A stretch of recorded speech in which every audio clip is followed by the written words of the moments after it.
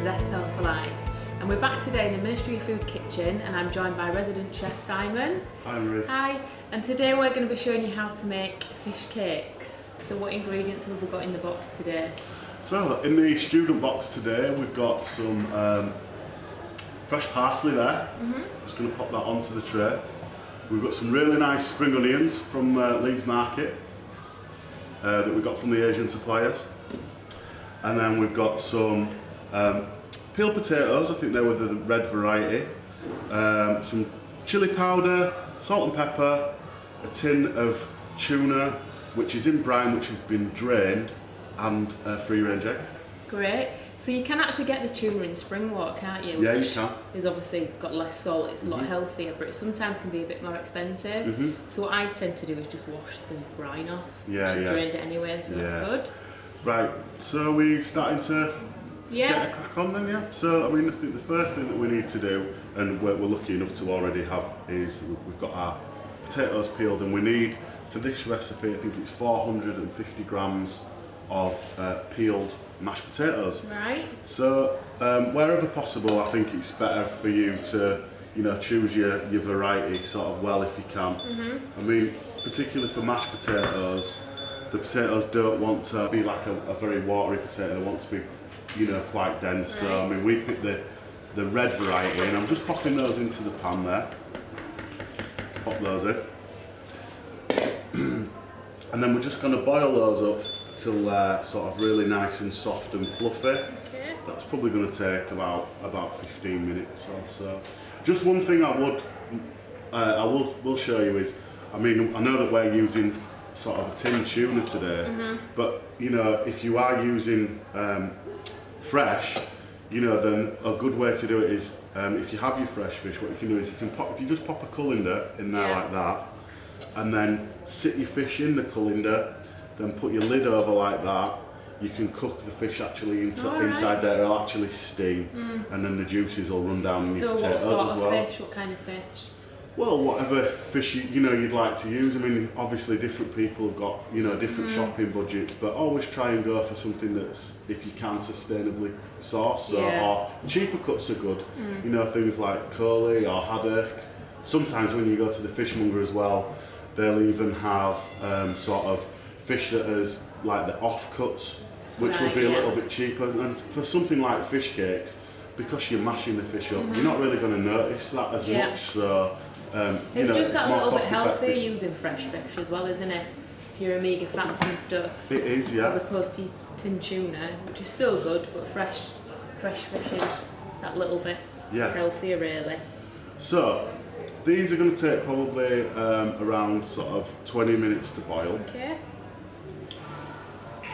Right, cool. So we've drained the potatoes now, and we drained them and let them just steam dry a little bit, and we've returned those to the pan, and Anne-Marie's kindly putting her elbows in there and giving it a good mashing up.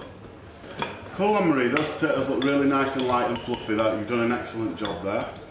So what we're going to do is we're just going to chop these up. I'm going to leave the sort of bulbous ends to one side just for now, and we're going to chop. Would you use these for anything? Oh yeah, definitely. So just with these spring onions as well, I like this sort of this green end, and it adds colour to the fish cakes as well. So it seems a shame to waste that. So just pop your fingers in that claw position, and then just chop that up nice and fine where you can. It's just going to take me one sec.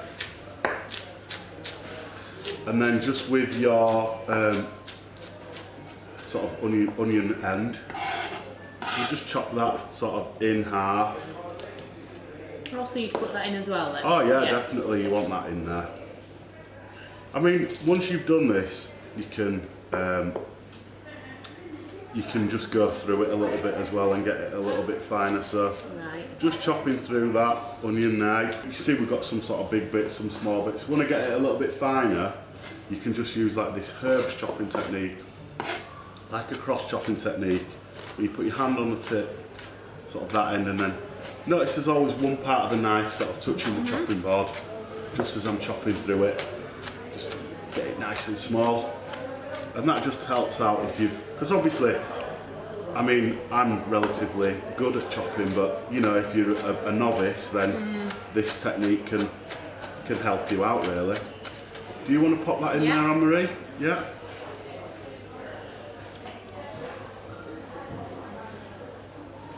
So we'll just get some of the parsley, and I'll remove this from the. I'm going to remove the leaves away from the stalks. The stalky bits you don't really want in there. Different herbs that you could use in fish cakes. Again, we touched on coriander. Dill is also really nice. That's sort of a traditional accompaniment to salmon. Chervil, don't know if you've heard of that one. Chervil's a herb which accompanies fish really well. All right. Yeah. Just move that to one side. And then we'll just use that technique that we used before, you know, when I chopped up the spring onions. So I'll just go through it sort of one time, just chopping it up nice and small. Scrape it into the middle, it just makes it a little bit easier. And then that's about ready, Anne-Marie, so I'll let you pop that in there. That's good. And then we need to pop in the tin of tuna, which we can see we've drained that. I think there's a spoon just next to you there. Let you pop that in. Starting to take shape a little bit now. So if you were still going to use tinned fish, you could still use tinned salmon or something. Oh yeah, definitely, yeah. I mean, tinned salmon would be fine. Cool. I think I'm really starting to mix it up, and then I think we need a little pinch of salt and pepper, if you can. Just with the sea salt, just break it up a little bit with your fingers, Anne-Marie, just so it goes in there. Yeah. That's it. Rest behind your back. Cool. And then we need a teaspoon of chili powder. So just with your chili powder, it's always better to measure it out. That chili powder? I mean, this one's it's not like a mega hot one, so yeah. But you could if you wanted, couldn't you? Yeah, you could. So. Brilliant. So that's starting to take shape now, isn't it? So you've put a teaspoon of chili powder in. Do you have to put a teaspoon in? You can put less in. I mean, that particular chili powder's, it's not particularly like very hot in its spice. Yeah. So I think it's more a question of, you know, making sure you know and you know, try the ingredients that you're using. Some people might like it hot, which I do. Some people like it mild, so you might want to leave it out. Yeah. So that's looking good, Anne-Marie. Do you want me to crack that egg in there and let you pop that in? And then just give that a good mix up, and then you can see that that's starting to take shape now. That's lovely. You can see it's getting a little bit, you know, a little bit softer now. Yeah. And this makes about 6 fish cakes. So if you wanted to make, if you wanted to save half of them, that'd be good. I'd probably, if I was doing that, I'd maybe freeze them without putting the breadcrumbs on, because when they defrost, the breadcrumbs go a little bit a bit soggy. So, and then just breadcrumb them as you sort of need them. I mean, the bread that we used this morning, we just basically, we popped it into the oven, dried it out a little bit, and then we used the food processor. But I mean, not everybody's got a food processor. You can just crumble it up with your hands. Yeah, you can. Yeah, and then with your crackers, if you do want to coat them in crackers, pop them into a sandwich bag, and then just hit them with a rolling pin until they're nice and fine. Right. And that you'll get exactly the same result, really. Has anyone got any questions at this point in the audience? Hey, yeah, you mentioned freezing the fish cakes. How long would it be, Sam, that they're lasting there? A couple of months sort of thing? Yeah, I mean, I think the best thing to do is, I mean, hopefully your mix will be cold anyway, but you need to put them straight in the freezer really, and then they'll keep for probably up to a couple of months. But just the best thing to do is that if you pop them in a container and put a label on, so you know sort of how, you know, when you pop them into the... And do you thaw them out in the fridge and in the tub? Will that be the best option? That would be the best option, yeah. And you wouldn't really want to keep them for more than a couple of days, because fish is, you know, it can be quite perishable, so it doesn't really keep for a long time. It's better to eat it as fresh as possible. Right, cool, so that's great, Anne-Marie. Okay. So, we need to shape this into 6 even-sized balls.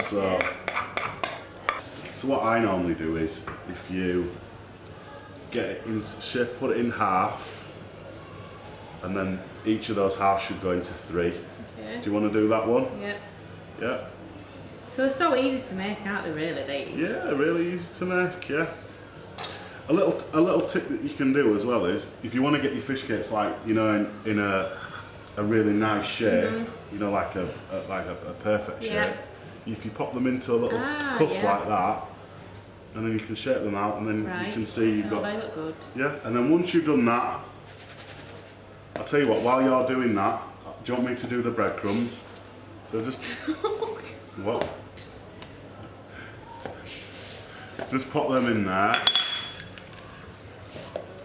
cover them in the breadcrumbs, like so, and then that's your fish cake. That's one made, pretty much. They do look really nice, don't they? Yeah. Yours look better than mine.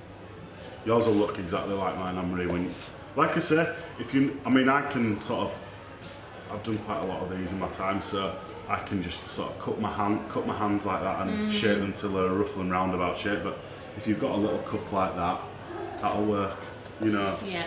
So once you've popped them in the breadcrumbs, if you want to pop them in that little cup, like that, and press your cup down, and then that'll just come out.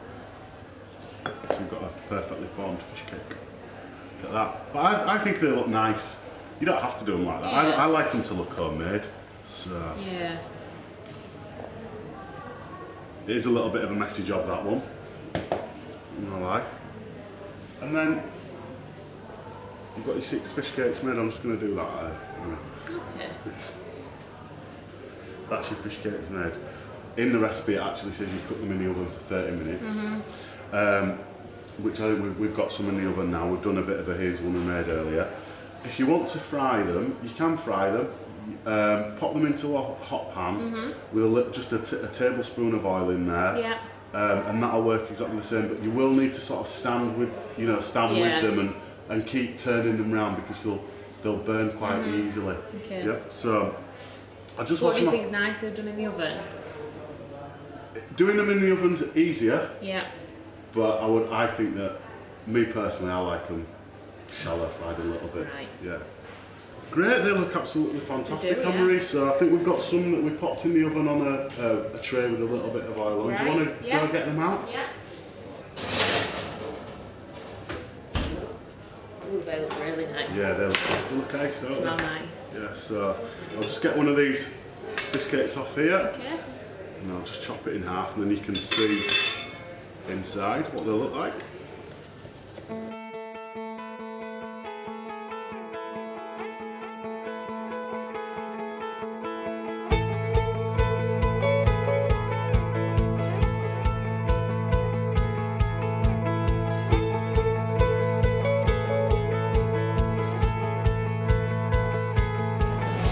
So we hope you found that useful, and don't forget, if you want to find this recipe or any of our other recipes, visit the website on www.yourstudentbox.co.uk.